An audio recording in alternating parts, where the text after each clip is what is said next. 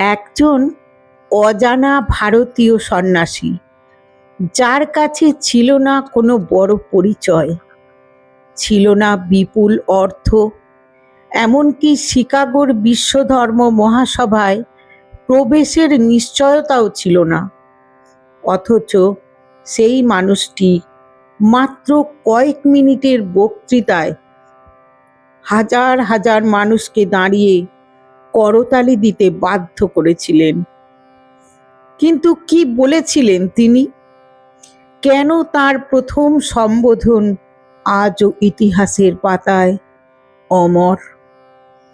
কিভাবে 1893 সালের সেই একদিন শুধু একজন সন্ন্যাসীর জীবনী নয়, সমগ্র বিশ্বের সামনে ভারতের মর্যাদাকে নতুন উচ্চতায় পৌঁছে দিয়েছিলেন? আজ আমরা ধাপে ধাপে জানব শিকাগোর সেই ঐতিহাসিক ধর্মসভায় ঠিক কি ঘটেছিল, কি কি বাধার মুখোমুখি হয়েছিলেন স্বামী বিবেকানন্দ, এবং কেন তার সেই বক্তৃতা আজও কোটি কোটি মানুষকে অনুপ্রাণিত করে। তাই ভিডিওটি শেষ পর্যন্ত অবশ্যই দেখবেন। 1893 সাল। ভারত তখন পরাধীন। পাশ্চাত্যের অনেকের চোখে ভারত ছিল দরিদ্র, কুসংস্কারাচ্ছন্ন দেশ। কিন্তু কন্যাকুমারীর শিলায় ধ্যান করে স্বামী বিবেকানন্দ অনুভব করলেন ভারতের প্রকৃত সম্পদ তার আধ্যাত্মিক শক্তি। তিনি সিদ্ধান্ত নিলেন বিশ্বের সামনে ভারতের প্রকৃত পরিচয় তুলে ধরবেন। কিন্তু সমস্যা ছিল অনেক। যাত্রার খরচ কোথায়? অনেক ভক্ত ও রাজারা সাহায্য করলেন, বিশেষ করে অজিত সিং তাঁর বিদেশ যাত্রায় বড় সহায়তা করেন। সমুদ্র পেরিয়ে আমেরিকা, জাহাজে দীর্ঘ যাত্রা,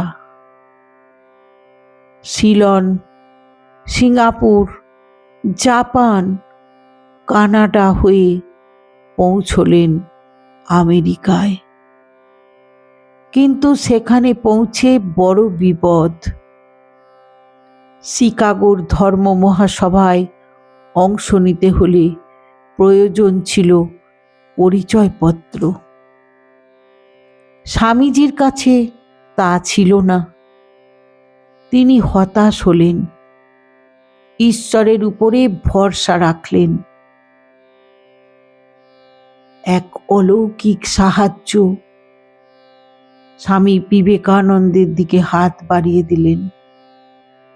শিকাগো থেকে তিনি গেলেন বোস্টনে। সেখানে পরিচয় হয় জন হেনরি রাইটের সঙ্গে। কিছুক্ষণ কথাবার্তার পর অধ্যাপক মুগ্ধ হয়ে যান। তিনি বলেছিলেন, আপনার পরিচয়পত্র চাইতে বলা মানে সূর্যকে জিজ্ঞাসা করা তার আলো দেওয়ার অধিকার আছে কিনা। অধ্যাপক নিজেই ধর্মসভা কর্তৃপক্ষের কাছে সুপারিশপত্র লিখে দিলেন। এবার পথ খুলে গেল। 11ই সেপ্টেম্বর 1893 সাল। সেই ঐতিহাসিক দিন। স্থান ওয়ার্ল্ডস পার্লিয়ামেন্ট অফ রিলিজিয়ন্স। বিশ্বের নানা ধর্মের প্রতিনিধি উপস্থিত। বড় বড় পণ্ডিত, বিশপ, ধর্মগুরু। তাদের মাঝে গেরুয়া বস্ত্র পরা এক তরুণ সন্ন্যাসী। স্বামীজির মনে তখনও কিছুটা দুশ্চিন্তা। তিনি নীরবে মা সরস্বতীর কাছে প্রার্থনা করলেন। অবশেষে তাঁর নাম ঘোষণা হলো। স্বামীজি মঞ্চে উঠলেন। হল ঘর নিস্তব্ধ।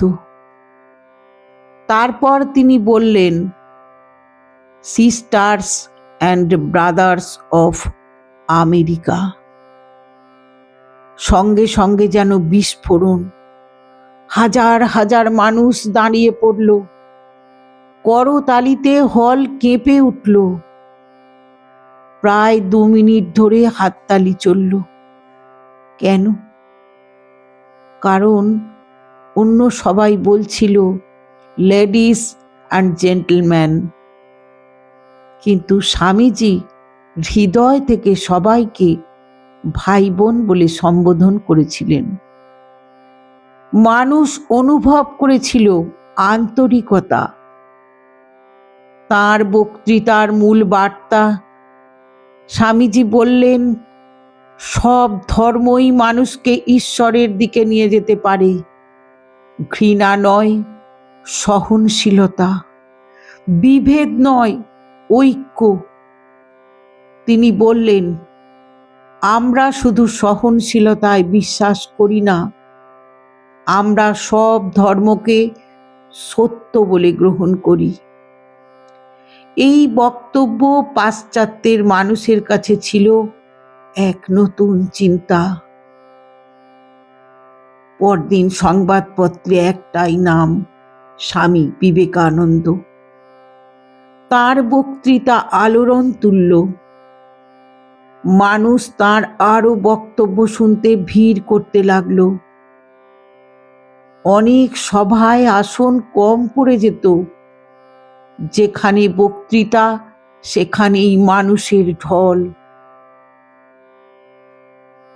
শিকাগোর আগে অনেকেই ভারতকে দুর্বল দেশ মনে করত, কিন্তু স্বামীজি দেখালেন, ভারত শুধু দরিদ্র দেশ নয়, ভারত জ্ঞানের দেশ, আধ্যাত্মিকতার দেশ, সংস্কৃতির দেশ। তার সাফল্যের খবর ভারতে পৌঁছতেই মানুষের আত্মবিশ্বাস বেড়ে গেল। শিকাগোর সেই বক্তৃতা শুধু ধর্মসভায় সাফল্য ছিল না, এটি ছিল ভারতের আত্মসম্মানের পুনর্জাগরণ। পরে বহু স্বাধীনতা সংগ্রামী স্বীকার করেছেন যে স্বামীজির বাণী তাদের অনুপ্রাণিত করেছিল।